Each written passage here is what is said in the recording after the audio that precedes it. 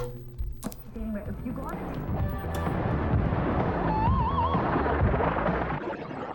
Entering new universe. Space was only big enough for one star, the Lego Maniac. The Lego... The Magic Kingdom has a whole new land for you to visit. It's the all-new Tomorrowland. Hold on to your seat as Scott gets set for a chilling visit with an extraterrestrial. Do I in any way remind you of an alien? You guys ever been abducted by an alien? I have. You have? Yeah. And how was it? It was crazy. Well, here we are at the terrifying new alien encounter where they're going to be transporting a live alien creature. Try to contain your enthusiasm. Are you guys scared? No. There's no reason. It's the future. It's science. Let's go. Come on. We've all had our shots. I'll guard the exit. I'm right behind you.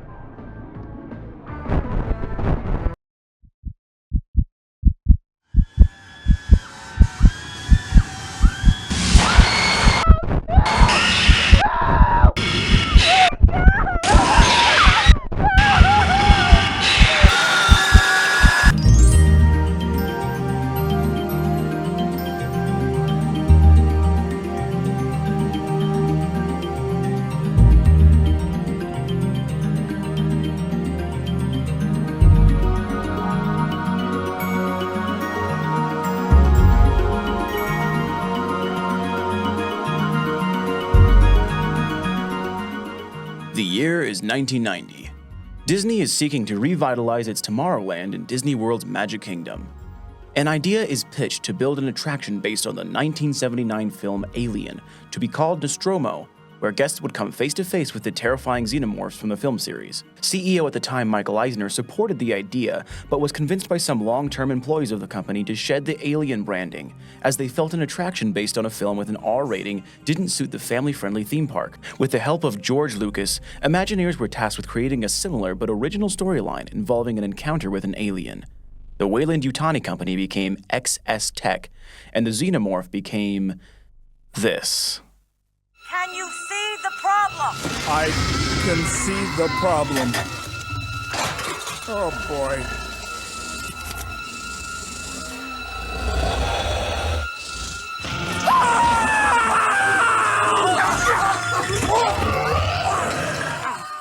The final version of ExtraTERRORestrial Alien Encounter opened on June 20th, 1995, and was the subject of controversy due to its scary nature.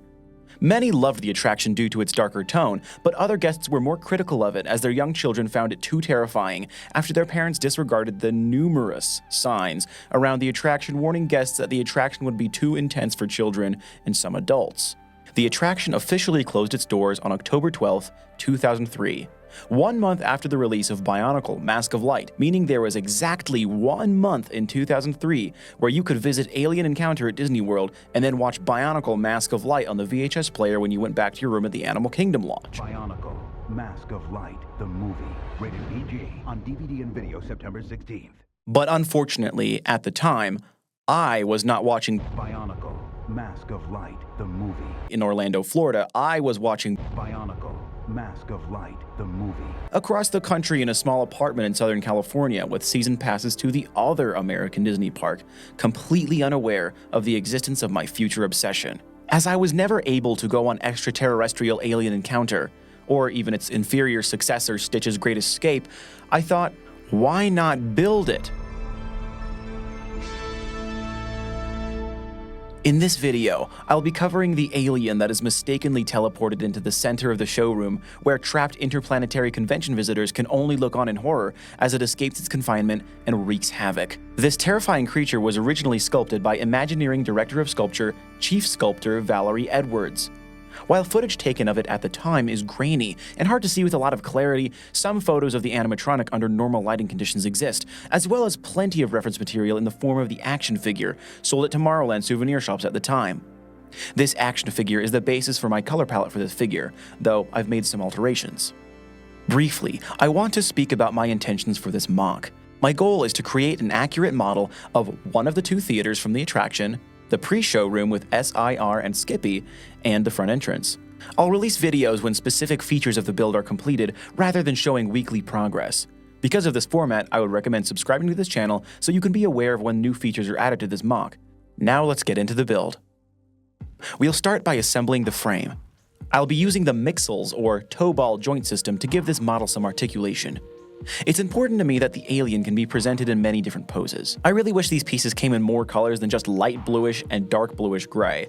I'm not a huge fan of these colors peeking out everywhere when I use them. I am aware that I could get knockoff brand pieces, but I'm committed to only using official LEGO elements. Throughout this build, I will be using my UV printer to print on some specific pieces, and when it comes to one certain thing that we'll get to in a later video, I may have to break out some miniature paint. But these pieces will be few and far between, and I'm going to use official LEGO elements and prints wherever I can.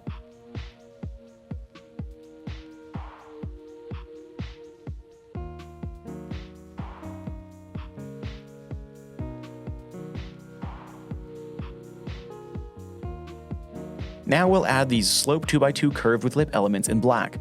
These are a great piece to use when creating smooth details. The alien from the attraction has a stinger tip on its tail, so we'll use a 1x1 bracket with a 1x1 cone in trans neon green and a medium barb in spring yellowish green. Now my color palette for the build should be very clear. I'm using primarily black and dark blue with a few accents in trans neon green and spring yellowish green. Now that we've put the frame together, I'm going to add the legs. These are listed on Bricklink as appendage bony large with axle leg rib tail. The only colors these pieces come in are dark tan, trans light blue, and pearl dark gray, the latter seeming the most appropriate here. I took these from my copy of the 2015 Bionicle set Skull Scorpio, a very creative and board-approved name for this creature.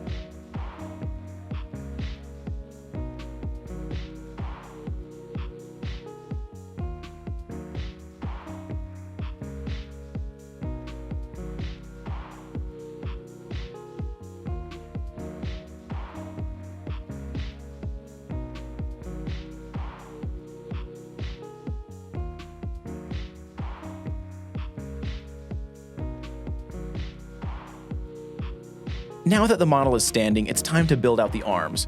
I'm going to use more of those 2x2 curved with lip elements on the shoulders and give it some armor detailing with some bar and clip plates and more of those slope detail pieces.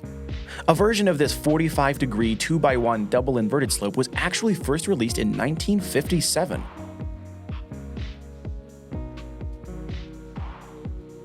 I'm also a fan of these 2x4 mudguards with flared wings, which I fondly remember from the 2003 creator set Robobots.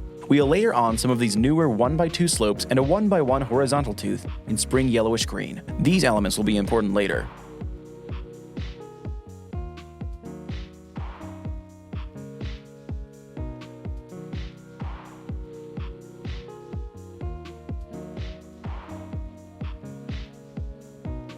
For the pincer, I looked at LEGO's wide variety of tooth, claw, and horn elements and decided the large barb and the curved with clip barb would be the best here.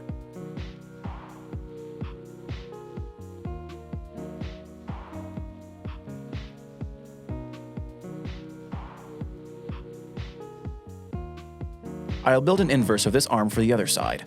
Looking at the animatronic, it has these smaller arms protruding from the main arms, so with the use of this 1x1 round plate with bar handle, I'll attach an assembly made from the relatively recent bar holder system. When I say recent, I've mentally divided the LEGO eras into pre-2010s and post-2010s. The bar holder elements were released in the mid-2010s, so to me they're more recent despite being over 10 years old. These are some of my favorite pieces to use for building robots and creatures. To create the small claws, I'll use binoculars with small barbs placed vertically into the claw clips, an element which to me will always be the Exoforce robot hand.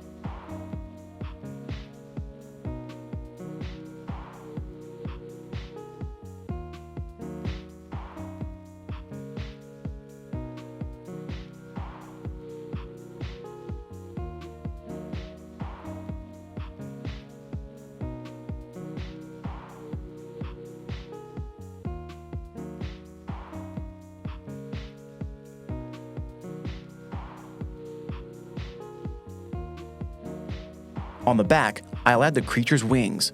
I thought the 8x10 dragon wings found mostly in Batman sets would work well here, and luckily I found some in spring yellowish green, which were only included in one set, Ghost Train Express from Hidden Side in 2019. I feel the most accurate color would have been trans neon green, but I'm lucky these pieces were released in any shade of green at all. These pieces were the reason I decided to make the secondary green color spring yellowish green for this model.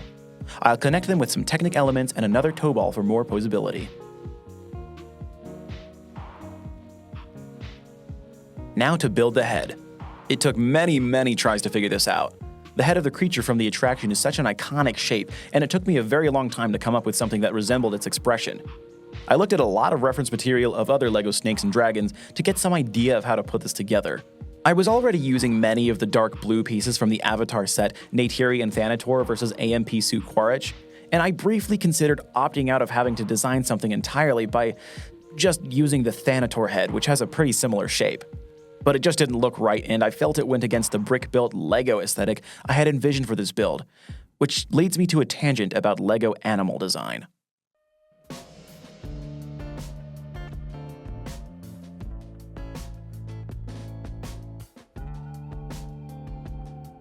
I've seen some discussion online about things that feel like LEGO and things that don't. It's common to criticize LEGO for placing anti-studs on the bottom of element sculpts that feel out of place within the LEGO system, seen most commonly with LEGO animals. I personally feel that some of the worst offenders are the new Disney animal characters such as this Dumbo, this Bambi, or this Eeyore, which look like toys made by another manufacturer and are distinctly un-LEGO-like. While perhaps more controversial to say, I feel like this is also the case with the numerous dinosaur elements we've seen in recent years from the Jurassic World sets.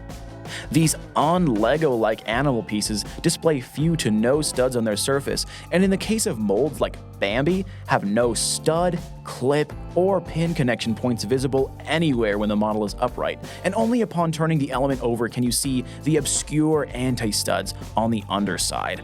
The same can also be said of elements like the creature heads from the Avatar or Harry Potter sets, where there will be a very respectable LEGO-built body, but the head is a hyper-detailed sculpt.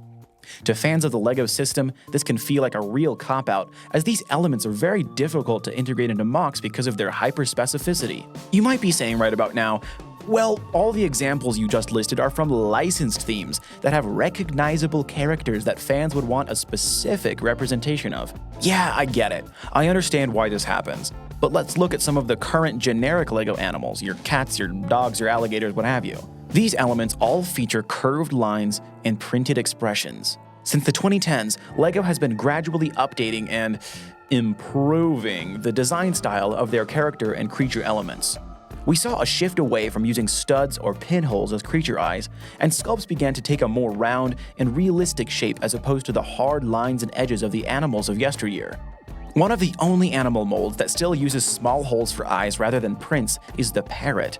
And with the new small birds, seagulls, and very new pigeons, I fear it'll only be a matter of time before this iconic animal is taken out back behind the barn and replaced with a printed eye variant. Of course, I need to acknowledge the iconic LEGO frog, but with this piece being such a popular inclusion in many sets to the point of it being an inside joke at LEGO, I don't think this amphibian is in any imminent danger. This may sound strange, but these printed eye animals just seem too full of life for my liking. I promise I'm not a psychopath, but these lack the neutrality of older animals. These animals seem to have sentience. They've been made to convey more of a personality, but ironically enough, I feel the older animal molds are miles ahead in that area. It's almost as if these newer animals are ashamed of being a part of a system of plastic bricks. They just feel too much like other toys that somehow found their way into the LEGO bin. Now let's take a look back at some older LEGO animals to see how it should be done. Look at that, the classic LEGO dog, the dragon, the alligator, the elephant, the octopus. This is what real LEGO should look like. Look, even the spider has a clip worked into the design. Many of these critters were sculpted by Niels Peterson, a legendary LEGO designer who was at the forefront of the original Pirates theme and the original sculptor of the LEGO skeleton. Look at those calming, lifeless eyes. Look at the hard lines that identify these elements as part of a larger LEGO system. Look at this rat? This doesn't even have eyes. Or studs. This might as well be a spare piece of hard Play-Doh that fell into the LEGO bin. Well, whatever, we can move past that. Look at this glorious dinosaur. The Star Wars dewback. And of course, the iconic LEGO horse. With a printed face? Okay, maybe I'm really contradicting myself here. The truth is, many old LEGO animals were wildly inconsistent with each other in their design. Some of them hardly resembled the animal they were representing, and I would say in some cases, such as the rat, the newer elements are empirically better.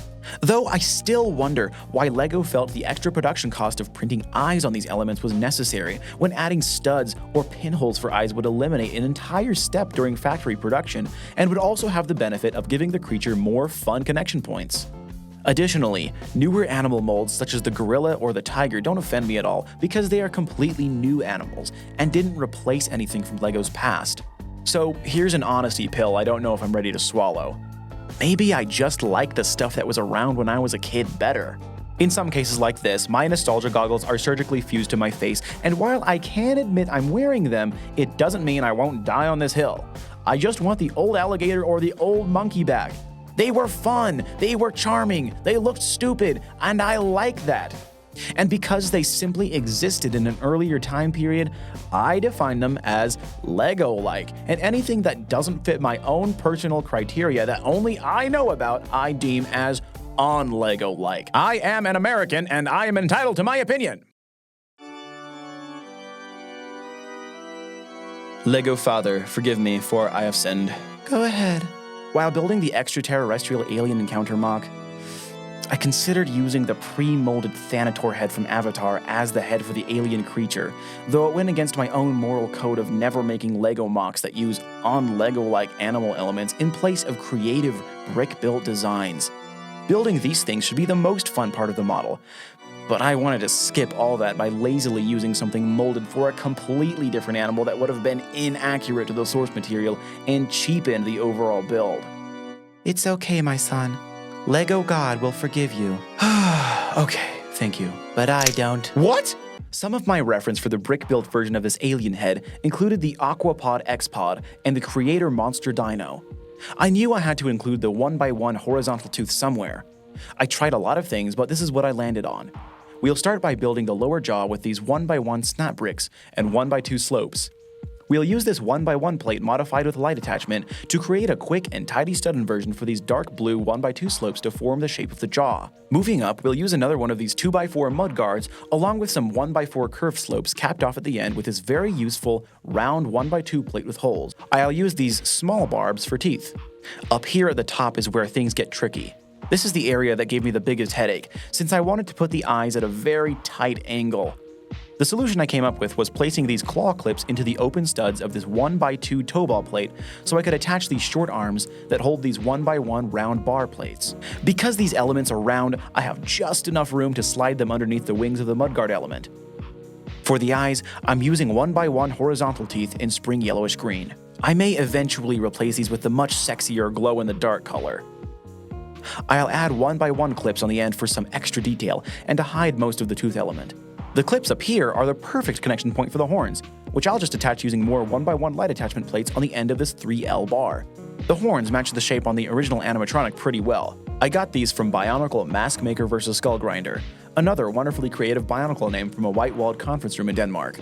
We still have a little room in the center of this bar element, so I'll attach a 1x2 plate with clip with some 1x1 round tiles with vertical bar that I can connect some Avatar Navi neural Q pieces to create the antenna.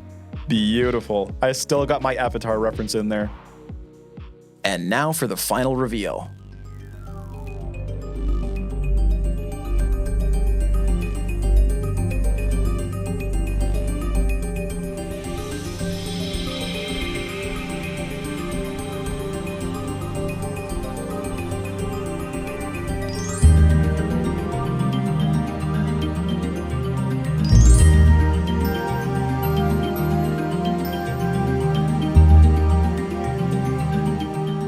I'm super happy with the way this build turned out, and I think it's a great start to this project.